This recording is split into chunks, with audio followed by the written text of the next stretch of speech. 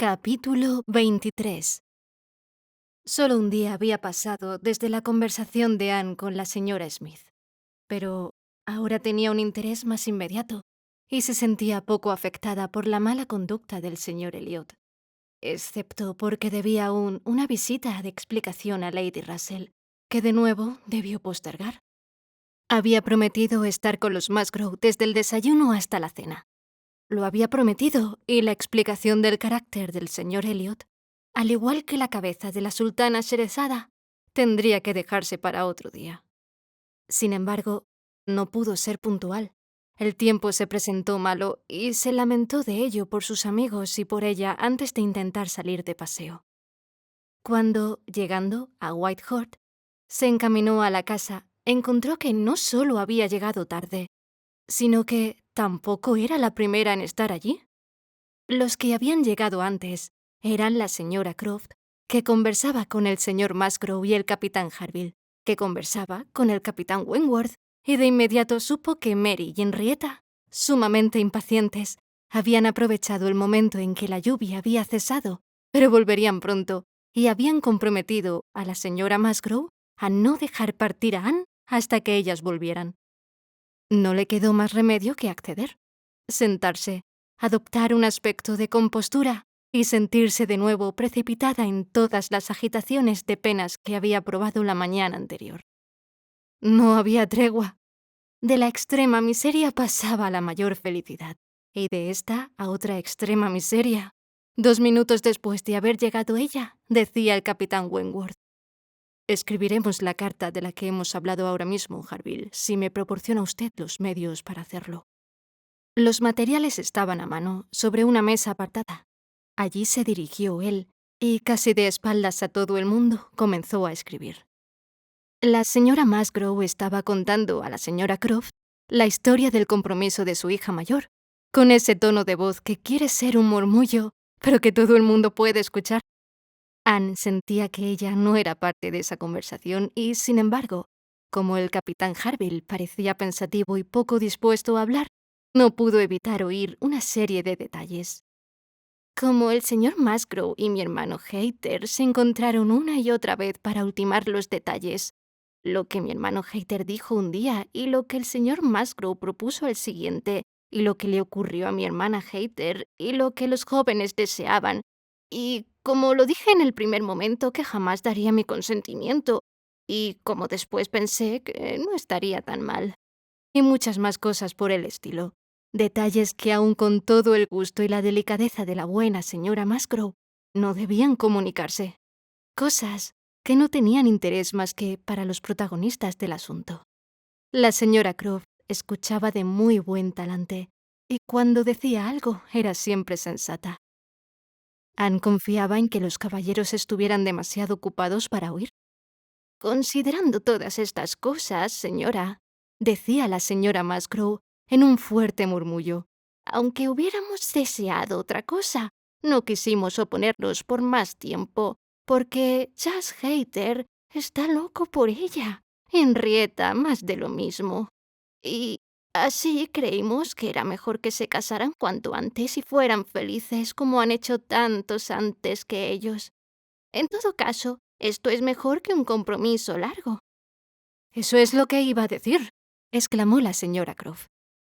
«Prefiero que los jóvenes se establezcan con una renta pequeña y compartan las dificultades juntos antes que pasar por las peripecias de un largo compromiso. Siempre he pensado que...» «Mi querida señora Croft», exclamó la señora Musgrove sin dejarla terminar, «nada hay tan abominable como un largo compromiso. Siempre he estado en contra de esto para mis hijos. Está bien estar comprometidos si se tiene la seguridad de casarse en 6 meses o aún en 1 año. Pero Dios nos libre de un compromiso largo». «Sí, señora», dijo la señora Croft. «Es un compromiso incierto el que se toma por mucho tiempo, empezando por no saber cuándo se tendrán los medios para casarse. Creo que es poco seguro y poco sabio, y creo también que todos los padres debieran evitarlo hasta donde les fuera posible». Anne se sintió de pronto interesada. Sintió que esto se podía aplicar a ella. Se estremeció de pies a cabeza y en el mismo momento en que sus ojos se dirigían instintivamente a la mesa ocupada por el capitán Wentworth, éste dejaba de escribir. Levantaba la pluma y escuchaba, al mismo tiempo que, volviendo la cabeza, cambiaba con ella una rápida mirada. Las dos señoras continuaron hablando de las verdades admitidas y dando ejemplos de los males que la ruptura de esta costumbre había acarreado a gentes conocidas. Pero Anne no pudo oír bien, solamente sentía un murmullo, y su mente daba vueltas. El capitán Harville, que nada había escuchado, dejó en este momento su silla y se acercó a la ventana. Anne pareció mirarlo, aunque la verdad es que su pensamiento estaba ausente. Por fin comprendió que Harville la invitaba a sentarse a su lado. La miraba con una ligera sonrisa y un movimiento de cabeza que parecía decir: «Venga, tengo algo que decirle». Y sus modales sencillos y llenos de naturalidad, pareciendo corresponder a un conocimiento más antiguo, invitaban también a que se sentara a su lado. Ella se levantó y se aproximó. La ventana donde él estaba se encontraba al lado opuesto de la habitación donde las señoras estaban sentadas y más cerca de la mesa ocupada por el capitán Wentworth, aunque bastante alejada de esta. Cuando ella llegó, el gesto del capitán Harville volvió a ser serio y pensativo como de costumbre. «Vea», dijo él, desenvolviendo un paquete y sacando una pequeña miniatura. «¿Sabe usted quién es este?» «Ciertamente, el capitán Benwick». «Sí, y también puede adivinar quién es el autor, pero», en tono profundo, «no fue hecho para ella. Señorita Elliot, ¿recuerda usted nuestra caminata en Lyme cuando lo compadecíamos? Bien poco imaginaba yo que... Pero esto no viene al caso. Esto fue hecho en El Cabo. Se encontró en El Cabo con un hábil artista alemán y, cumpliendo una promesa hecha a mi pobre hermana, posó para él y trajo esto a casa. Y ahora tengo que entregarlo cuidadosamente a otra. Vaya un encargo. Mas, ¿quién si no podría hacerlo? Porque... Pero no me molesta haber encontrado otro a quien confiarlo. Él lo ha aceptado, señalando al capitán Wentworth. Está escribiendo ahora sobre esto. Y rápidamente añadió mostrando su herida. Pobre Fanny, ella no lo habría olvidado tan pronto. No, replicó Anne con voz baja y llena de sentimiento. Bien lo creo. No estaba en su naturaleza, ella lo adoraba. No estaría en la naturaleza de ninguna mujer que amara de verdad. El capitán Harville sonrió y dijo: ¿Pide usted este privilegio para su sexo? Y ella, sonriendo, también dijo: Sí. Nosotras no nos olvidamos tan pronto de ustedes como ustedes se olvidan de nosotras. Quizás sea este nuestro destino y no un mérito de nuestra parte. No podemos evitarlo. Vivimos en casa, quietas, retraídas, y nuestros sentimientos nos avasallan. Ustedes se ven obligados a andar. Tienen una profesión, propósitos, negocios de una u otra clase que los llevan sin tardar de vuelta al mundo. Y la ocupación continua y el cambio mitigan las impresiones. Admitiendo que el mundo haga esto por los hombres, que sin embargo yo no admito, no puede aplicarse a Benwick. Él no se ocupaba de nada. La paz lo devolvió enseguida a tierra y desde entonces vivió con nosotros en un pequeño círculo de familia. ¿Verdad?, dijo Anne. Así es, no lo recordaba, pero ¿qué podemos decir, capitán Harville? Si el cambio no proviene de circunstancias externas, debe provenir de adentro. Debe ser la naturaleza. La naturaleza del hombre la que ha operado este cambio en el capitán Benwick. No es la naturaleza del hombre. No creeré que la naturaleza del hombre sea más inconstante que la de la mujer para olvidar a quienes ama o ha amado. Al contrario, creo en una analogía entre nuestros cuerpos y nuestras almas. Si nuestros cuerpos son fuertes, así también nuestros sentimientos, capaces de soportar el trato más rudo y de capear la más fuerte borrasca. Sus sentimientos podrán ser más fuertes, replicó Anne, pero la misma analogía me autoriza a creer que los de las mujeres son más tiernos. El hombre es más robusto que la mujer, pero no vive más tiempo, y esto explica mi idea acerca de los sentimientos. No, sería muy duro para ustedes si fuese de otra manera.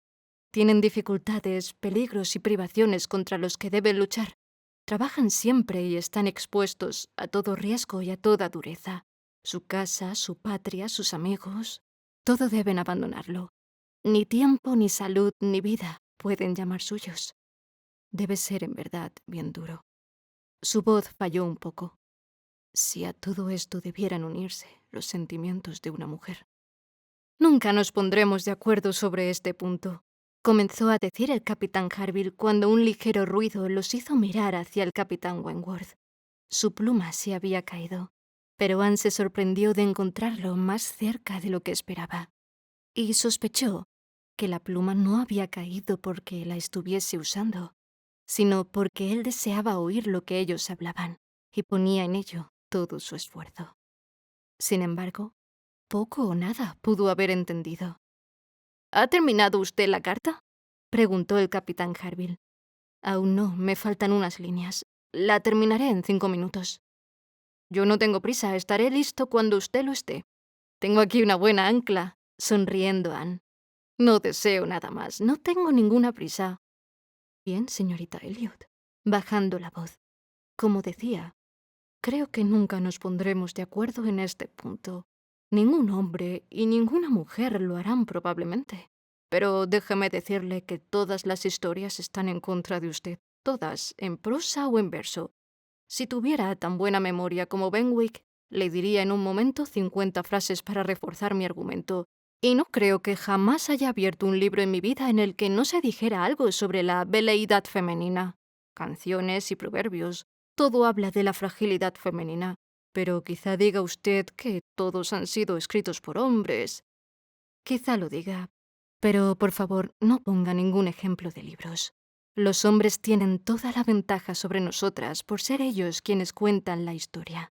Su educación ha sido mucho más completa. La pluma ha estado en sus manos. No permitiré que los libros me prueben nada. Pero, ¿cómo podemos probar algo? Nunca se podrá probar nada sobre este asunto. Es una diferencia de opinión que no admite pruebas. Posiblemente ambos comenzaríamos con una pequeña circunstancia en favor de nuestro sexo, y sobre ella construiríamos cuanto se nos ocurriera y hayamos visto en nuestros círculos. Y muchas de las cosas que sabemos, quizás aquellas que más han llamado nuestra atención, no podrían decirse sin traicionar una confidencia o decir lo que no debe decirse. ¡Ay!, exclamó el capitán Harville con tono de profundo sentimiento. Si solamente pudiera hacerle comprender lo que sufre un hombre cuando mira por última vez a su esposa y a sus hijos y ve el barco que los ha llevado hasta él alejarse, y se da vuelta y dice, «¿Quién sabe si volveré a verlos alguna vez?» Y luego, si pudiera mostrarle a usted la alegría del alma de este hombre cuando vuelve a encontrarlos, cuando, regresando de la ausencia de un año y obligado tal vez a detenerse en otro puerto, calcula cuánto le falta aún para encontrarlos y se engaña a sí mismo diciendo, no podrán llegar hasta tal día, pero esperando que se adelante 12 horas, y cuando los ve llegar por fin, como si el cielo les hubiese dado alas, mucho más pronto aún de lo que esperaba.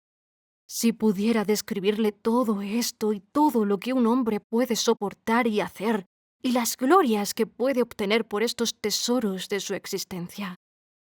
Hablo, por supuesto, de hombres de corazón. Y se llevó la mano al suyo con emoción. «Ah», dijo Anne, «creo que hago justicia a todo lo que usted siente y a los que a usted se parece. Dios no permita que no considere el calor y la fidelidad de sentimientos de mis semejantes. Me despreciaría si creyera que la constancia y el afecto son patrimonio exclusivo de las mujeres. No creo que son ustedes capaces de grandes cosas y buenas en sus matrimonios. Los creo capaces de sobrellevar cualquier cambio, cualquier problema doméstico, siempre que, si me permite decirlo, siempre que tengan un objeto. Quiero decir, mientras la mujer que ustedes aman vive y vive para ustedes. El único privilegio que reclamo para mi sexo no es demasiado envidiable, no se alarme. Es que nuestro amor es más grande. Cuando la existencia o la esperanza han desaparecido. No pudo decir nada más. Su corazón estaba a punto de estallar y su aliento entrecortado. «Tiene usted un gran corazón», exclamó el capitán Harville tomándole el brazo afectuosamente. «No habrá más discusiones entre nosotros.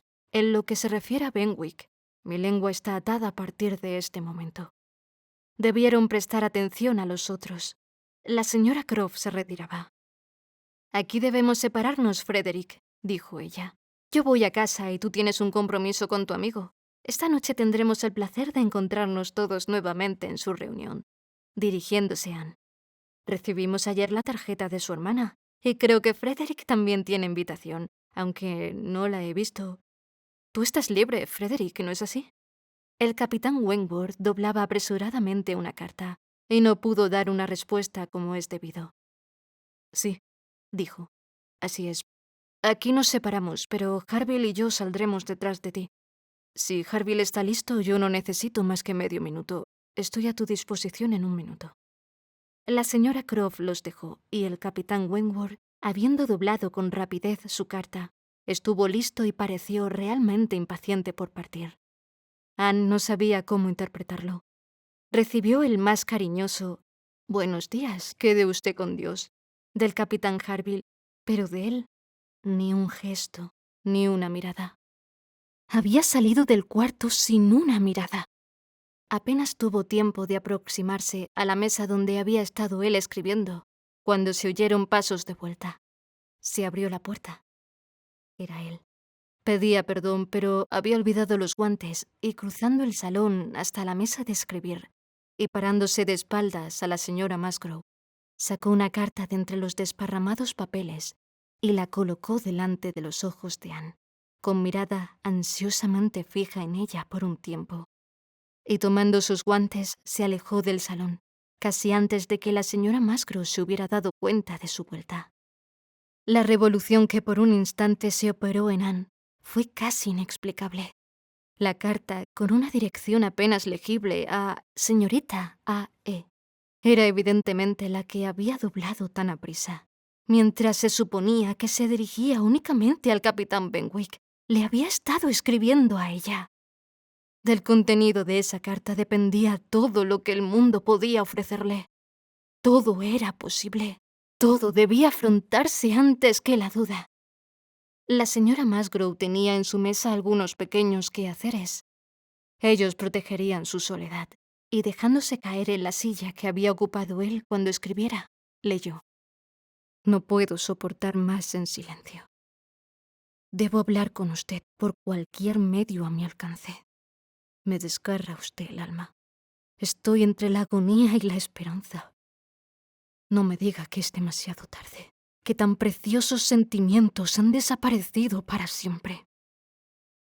Me ofrezco a usted nuevamente con un corazón que es aún más suyo que cuando casi lo destrozó hace 8 años y medio.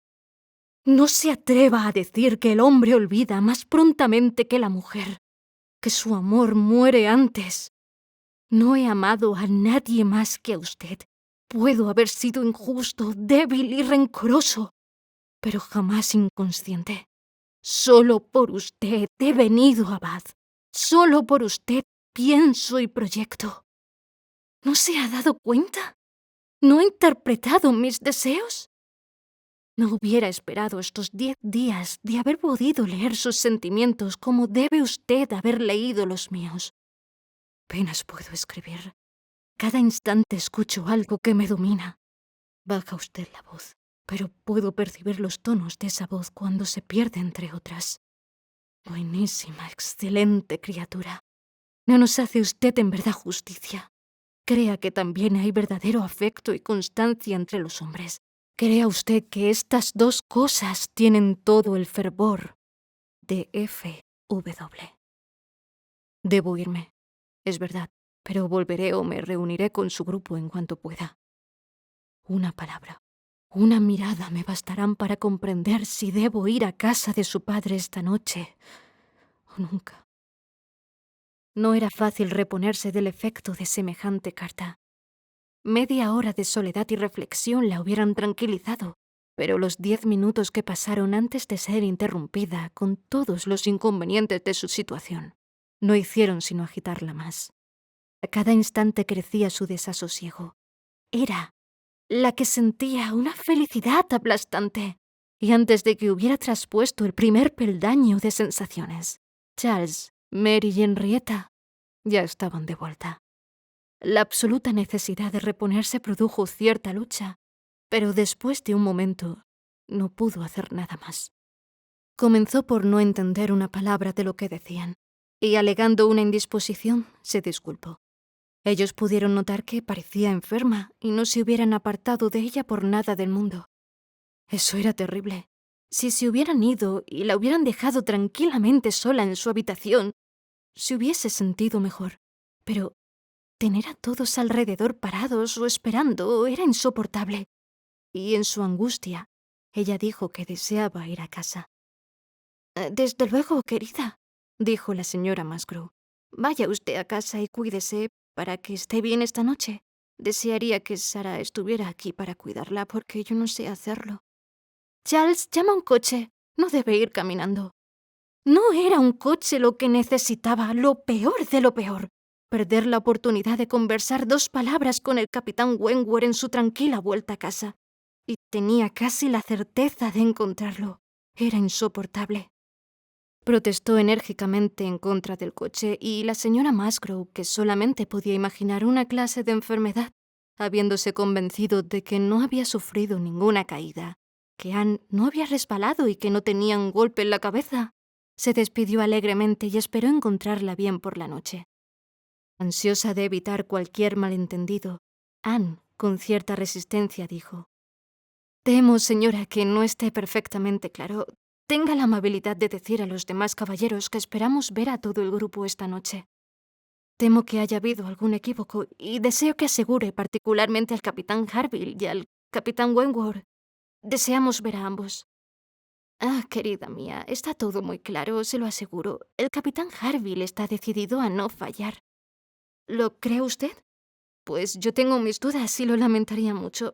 ¿Promete mencionar esto cuando los vea de nuevo? Me atrevo a decir que verá a ambos esta mañana. Prométamelo usted». «Desde luego, si ese es su deseo. Charles, si ves al capitán Harville en alguna parte, no olvides de darle el mensaje de la señorita Anne. Pero de verdad, querida mía, no necesiten tranquilizarse. El capitán Harville casi se ha comprometido. Y lo mismo me atrevería a decir del capitán Wentworth». Anne no podía decir más. Su corazón presentía que algo empañaría su dicha. Pero, de cualquier manera, el equívoco no sería largo. En caso de que él no concurriera a Camden Place, ella podría enviar algún mensaje por medio del capitán Harville. Otro inconveniente surgió. Charles, con su natural amabilidad, quería acompañarla a casa. No había manera de disuadirlo. Esto fue casi cruel, pero no podía ser malagradecida. Él sacrificaba otro compromiso para serle útil, y partió con él sin dejar traslucir otro sentimiento que el de la gratitud. Estaban en la calle Union cuando unos pasos detrás, de sonido conocido, le dieron solo unos instantes para prepararse para ver al capitán Wentworth. Se les unió, pero como dudaba si quedarse o pasar de largo, no dijo nada y se limitó a mirar. Anne se dominó lo bastante como para refrenar aquella mirada sin retirar la suya. Las pálidas mejillas de él se colorearon y sus movimientos de duda se hicieron decididos. Se puso al lado de ella. En ese instante, asaltado por una idea repentina, Charles dijo: «Capitán Wentworth, ¿hacia dónde va usted? ¿Hacia la calle Gay o más lejos?» «No sabría decirlo», contestó el capitán Wentworth sorprendido. «¿Va usted hasta Belmont? ¿Va cerca de Camden Place? Porque en caso de ser así no tendré inconveniente en pedirle que tome mi puesto y acompañe a Anne hasta la casa de su padre. No se encuentra muy bien y no puede ir sin compañía. Yo tengo una cita en la plaza del mercado. Me han prometido mostrarme una escopeta que piensan vender. Dicen que no la empaquetarán hasta el último momento y yo debo verla. Si no voy ahora ya no tendré oportunidad. Por su descripción es muy semejante a la mía de 2 cañones con la que tiró usted un día en Winthrop». No podía hacerse ninguna objeción. Solamente hubo demasiada presteza, un asentimiento demasiado lleno de gratitud, difícil de moderar. y las sonrisas reinaron y los corazones se regocijaron en silencio. En medio minuto, Charles estaba otra vez en el extremo de la calle Unión y los otros dos siguieron el camino juntos.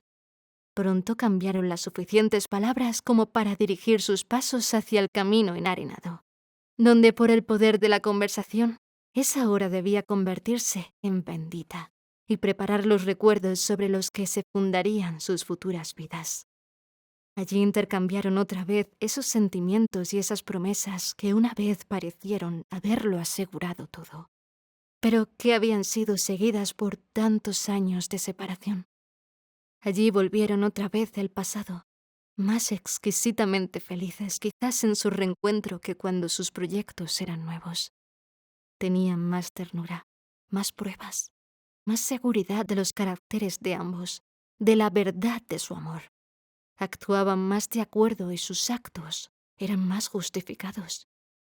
Y allí, mientras lentamente dejaban detrás de ellos otros grupos, sin oír las novedades políticas, el rumor de las casas, el coqueteo de las muchachas, las niñeras y los niños, pensaban en cosas antiguas y se explicaban principalmente las que habían precedido al momento presente, cosas que estaban tan llenas de significado e interés. Comentaron todas las vicisitudes de la última semana y apenas podían dejar de hablar del día anterior y del día en curso. Ella no se había equivocado. Los celos por el señor Elliot habían demorado todo, produciendo dudas y tormentos. Eso había comenzado en su primer encuentro en Bath. Habían vuelto, después de una breve pausa, a arruinar el concierto y habían influido en todo lo que él había dicho y hecho o dejado de decir o hacer en las últimas 24 horas. Habían destruido todas las esperanzas que las miradas o las palabras o las acciones de ella hicieran esperar a veces. Finalmente fueron vencidos por los sentimientos y el tono de voz de ella cuando conversaba con el capitán Harville, y bajo el irresistible dominio de estos, había cogido un papel y escrito sus sentimientos.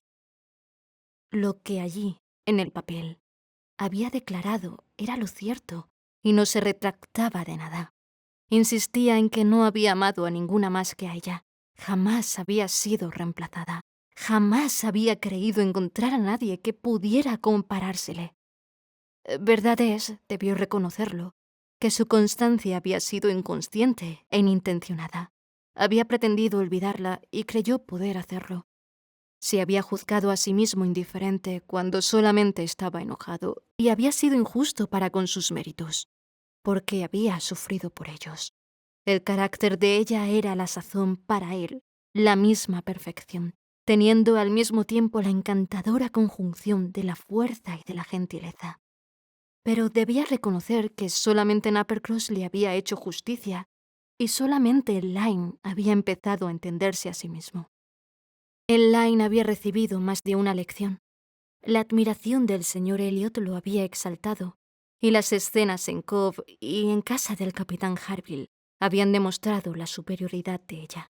Cuando procuraba enamorarse de Louisa Musgrove, por resentido orgullo, afirmó que jamás lo había creído posible, que nunca le había importado o podría importarle Louisa, hasta aquel día cuando, reflexionó luego, entendió la superioridad de un carácter con que el de Luisa no podía siquiera compararse, y el enorme ascendiente que tales cualidades tenían sobre su propio carácter. Allí había aprendido a distinguir entre la tranquilidad de los principios y la obstinación de la voluntad, entre los peligros del aturdimiento y la resolución de los espíritus serenos. Allí había visto él que todo exaltaba a la mujer que había perdido, y allí comenzó a lamentar el orgullo, la locura, la estupidez del resentimiento que lo habían mantenido apartado de ella cuando volvieron a encontrarse. Desde entonces comenzó a sufrir intensamente. Apenas se había visto libre del horror y del remordimiento de los primeros días del accidente de Luisa. Apenas comenzaba a sentirse vivir nuevamente cuando se sintió vivo, es cierto, pero ya no libre.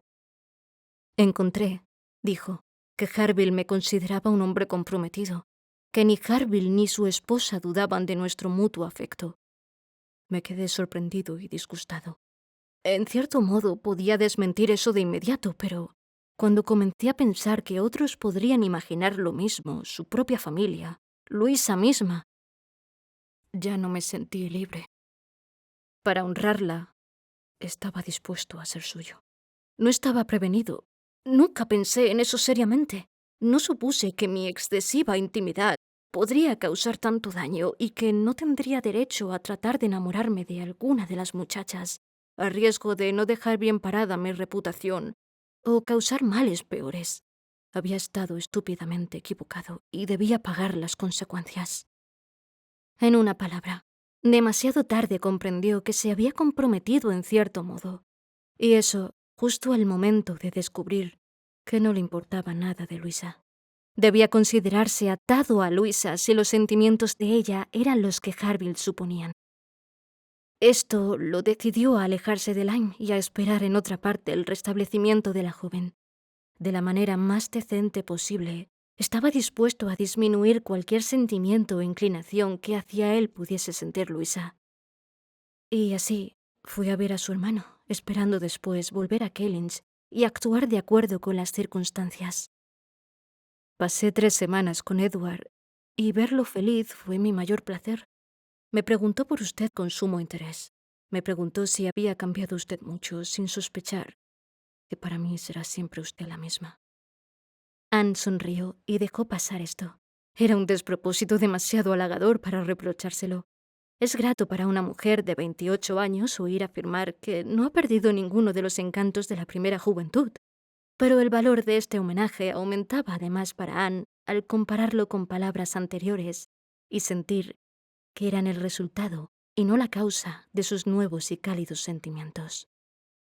Él había permanecido en Shropshire lamentando la ceguera de su orgullo y de sus desatinados cálculos, hasta que se sintió libre de Luisa por el sorprendente compromiso con Benwick.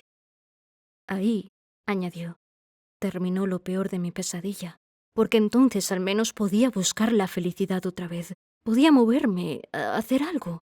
Pero estar esperando tanto tiempo y no teniendo más perspectiva que el sacrificio era espantoso. En los primeros 5 minutos me dije, estaré en Bath el miércoles, y aquí estuve. Es perdonable que haya pensado en que podía venir y haber llegado con ciertas esperanzas. Usted estaba soltera. Era posible que también conservara los mismos sentimientos que yo. Además, tenía otras cosas que me alentaban. Nunca dudé que usted había sido amada y buscada por otros, pero seguramente sabía que había rehusado por lo menos a un hombre con más méritos para aspirar a usted que yo, y no podía menos que preguntarme, ¿será por mí? Tuvieron mucho que decirse sobre su primer encuentro en la calle Milsom, pero más aún sobre el concierto. Aquella velada parecía estar hecha de momentos deliciosos. El momento en que ella se paró en el cuarto octogonal para hablarle, el momento de la aparición del señor Elliot llevándosela, y 1 o 2 momentos más marcados por la esperanza o el desaliento, fueron comentados con entusiasmo. «Verla usted», exclamó él, «en medio de aquellos que no podían quererme bien. Ver a su primo a su lado conversando y sonriendo y ver todas las espantosas desigualdades e inconvenientes de tal matrimonio.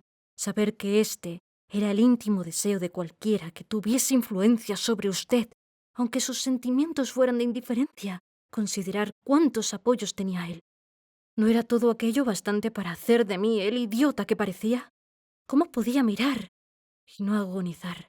¿No era acaso la vista de la amiga que se sentaba a su lado bastante para recordar la poderosa influencia, la gran impresión que puede producir la persuasión? Y todo eso estaba en mi contra. Debió comprender, dijo Anne. Ya no debió dudar de mí. El caso era distinto y mi edad también otra. Si hice mal en ceder a la persuasión una vez, recuerde que fue por temor a riesgos, no por temor a correrlos. Cuando cedí, creí hacerlo ante un deber, pero ningún deber se podía alegar aquí. Casándome con un hombre al que no amaba hubiese corrido todos los riesgos y todos mis deberes hubieran sido violados. Quizá debí pensar así, replicó él, pero no pude. No podía esperar ningún beneficio del conocimiento que tenía ahora de su carácter. No podía pensar, estaban estas cualidades suyas enterradas, perdidas entre los sentimientos que me habían hecho sufrir durante tantos años. Solamente podía pensar de usted como de alguien que había cedido, que me había abandonado, que había sido influida por otra persona que no era yo. La veía a usted al lado de la persona causante de aquel dolor. No tenía motivo para creer que tuviera ahora menos autoridad. Además, debía añadirse la fuerza del hábito. Yo creía, dijo Anne, que con mis modales para con usted lo habrían salvado de pensar esto. No, sus modales tenían la facilidad de quien está ya comprometida con otro hombre. La dejé a usted creyendo esto y sin embargo estaba decidido a verla de nuevo. Mi espíritu se recobró esta mañana y sentí que tenía un motivo para permanecer aquí. Al fin Anne estuvo de vuelta en casa más feliz de lo que ninguno podía imaginar. Toda la sorpresa y la duda y cualquier otro penoso sentimiento de la mañana se habían disipado con esta conversación, y volvió tan contenta, con una alegría en la que se mezclaba el temor leve de que aquello no durara para siempre.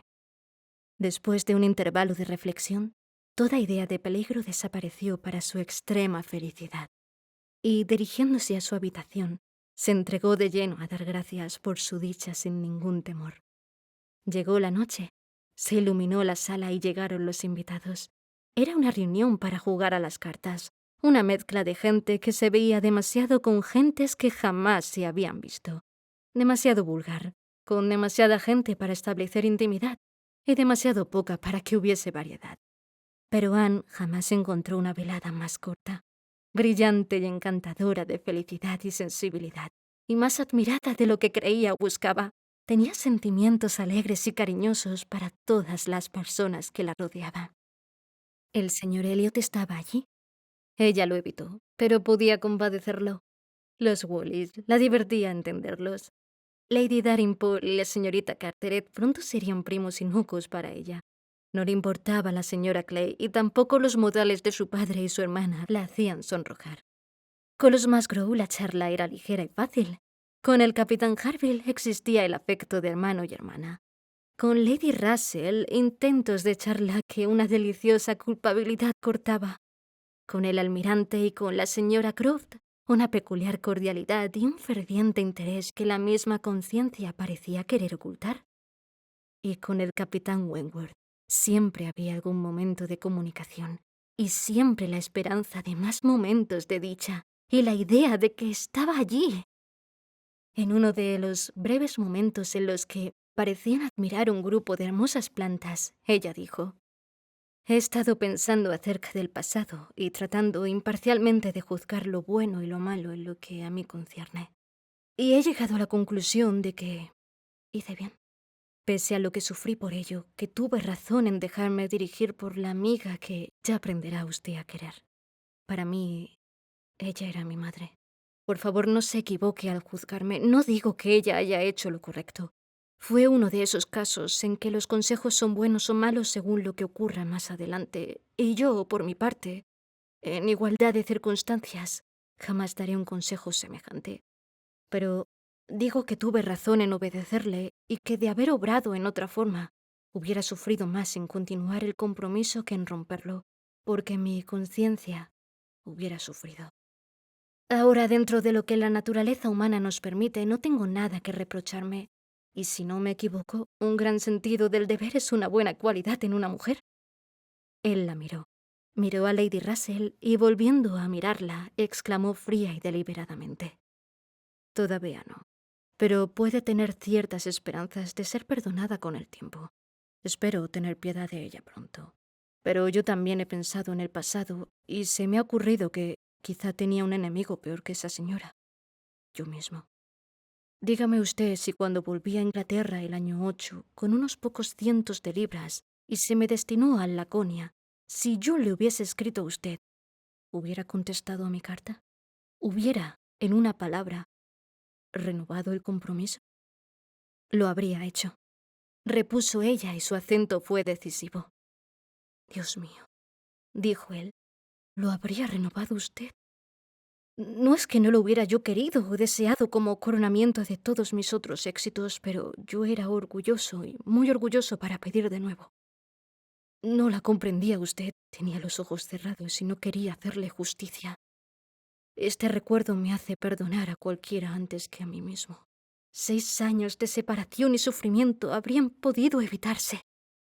Es esta una especie de dolor nuevo.